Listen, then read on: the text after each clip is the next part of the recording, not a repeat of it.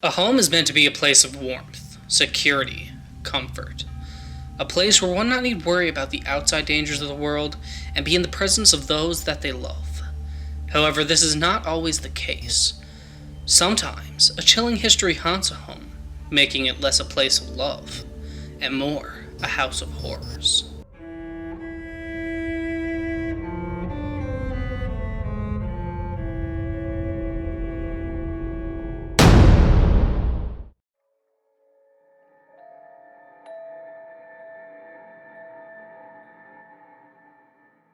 On November 13th, 1974, something would take place that would set events in motion, changing history forever. 23-year-old Ronal DeFeo Jr. was arrested for the gruesome murder of his two parents and four siblings, some of whom were only small children. A year later, a new family, the Lutzes, would enter the house with hopes of starting anew.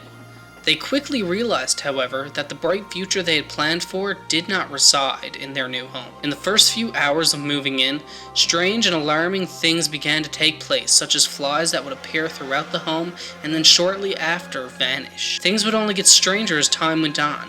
The stepfather, George, would constantly be woken up from loud noises such as the front door slamming. Upon investigating, he would find their dog asleep in front of the door as if nothing had occurred. Making things even more weird, he would always wake up around 3:15, which was the same time that the DeFeos were murdered. But George was not the only member of the home affected by these mysterious occurrences.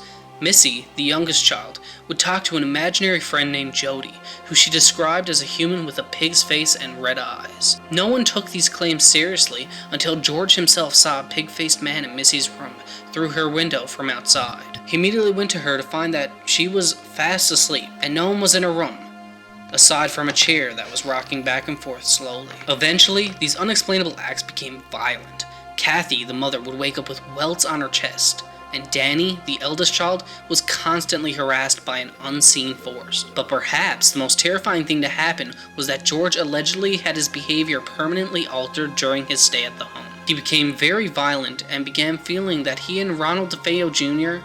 were very alike. After all these chilling acts and more, the DeFeos, only 28 days after moving in, decided that they had enough and that it was time to leave. They packed quickly, leaving almost all of their possessions behind, and never returned. So what happened in the home of Amityville so long ago? Can the events that took place be explained through reason? Or did something much more mysterious take place? The most common reasoning for the Amityville horror is that the Lutz family simply fabricated their claim because of financial difficulty. George's business was going under at the time, and years later he would trademark the name the Amityville Horror. To add, all later residents of the home have never reported anything strange. Yet we know that although he did trademark the name years later, initially the Lutz family did not seek out any attention, and in fact went into hiding to avoid media paparazzi. Not only that, but the Lutzes left their brand new home and their belongings when they were already under financial strain, worsening their situation. To make things even more strange, Daniel, the eldest child, has never differed from George's claims, and it is common knowledge that he detested George. If George's claims were lies, Daniel would only need to tell the truth and it would have destroyed him. Yet, he did not. Another theory behind the home is that it was a story that started as something small and quickly got out of hand. Because of coinciding events, such as media exaggeration, the age of Daniel at the time of the events, and the history behind the house, it has led experts to believe that the stories misleadingly became much more supernatural than what had actually taken place. This could be true with Daniel, as he was very young and influential at the time of the alleged haunting. But what about George and Kathy? Were they, two normal adults, so heavily influenced by the media that they had to move from their new home? Which brings us to our final theory. What if the experiences the Lutz family went through could not be explained through modern science? What if something much more abnormal was the cause of their horrors? Shortly after the Lutz family had left the house, many people wished to investigate it for clues as to what actually had happened. And through all of their studies, one piece of evidence stood out above all others: a picture of what appears to be a young boy. However, at the time of the photograph's creation, there were only paranormal investigators in the house, all of whom were adults. Although the image is quite frightening, it only becomes more so when compared to that of John Matthew DeFeo, both of whom are eerily similar in appearance.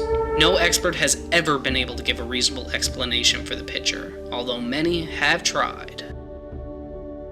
Perhaps what happened to the Lutz family is less frightening than what appears, and has a rational answer waiting to be solved. Perhaps it was just a hoax, financial benefit being the only motive. Or maybe not. Maybe what happened to them can't be explained. Maybe what happened to them shouldn't. Whatever the case, we hope to see you next time on Twisted Mysteries.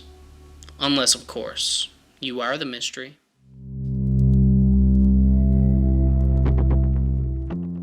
So thanks for watching, guys. If you enjoyed the video, be sure to like and share it on Facebook, Twitter, and Google+. All the links for those can be found in the description below.